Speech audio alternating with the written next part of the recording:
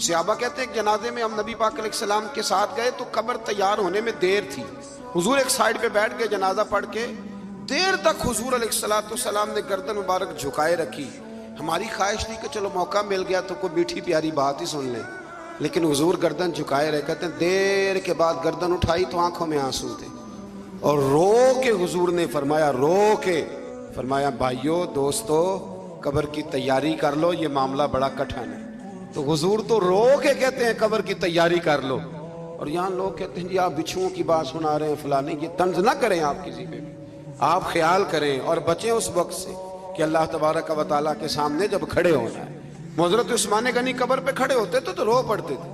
لوگ کہتے ہیں آپ تو جنتی ہیں، تو حضور نے جنتی کہا ہے تو روتے کیوں ہیں؟ تو فرمانے لگے جس محبوب نے مجھے جنتی کہا ہے انہوں نے کہا ہے قبر آخرت کی منزلوں میں سے پہلی منزل، اس کی تیاری کرو، اللہ تعالیٰ ساری امت پر اپنا خاص فضل فرمائے۔